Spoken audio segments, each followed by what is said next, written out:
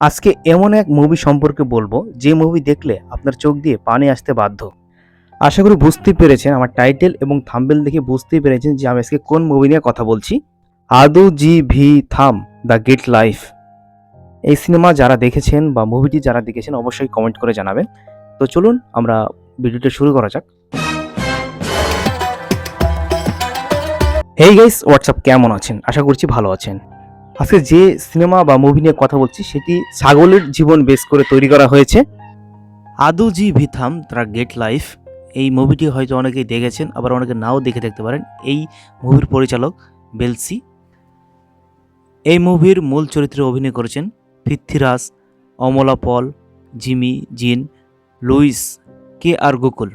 এই মুভির কাহিনী নিয়ে যদি বলি, নজিব মোহাম্মদ একটি উন্নত জীবনের স্বপ্ন নিয়ে সৌদি আরবের দিকে রওনা হন, কিন্তু মরুভূমির মাঝখানে একটি ছাগলের খামারে দাসের মতো অবস্থায় শেষ হন। এই সিনেমার পরিচালক বা মুভির পরিচালক একজন ফিল্ম মেকার, যার আবেগগত লিডারগুলিকে সর্বোচ্চ সীমার উপরে ঠেলে দেওয়ার দক্ষতা রয়েছে।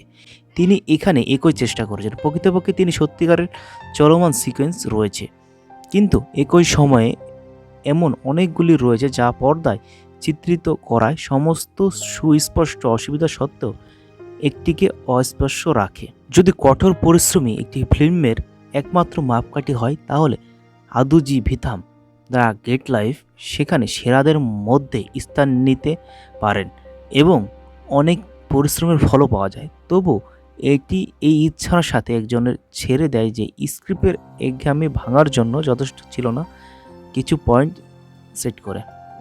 আদু ভিথাম ছাগলের জীবন নিয়ে তৈরি করা হয়েছে। তো আপনারা যারা দেখেছেন অবশ্যই কমেন্ট করে জানাবেন, আর এটি দেখে আপনার চোখে পানি বা জল এসেছে কিনা সেটাও বলবেন। ধন্যবাদ।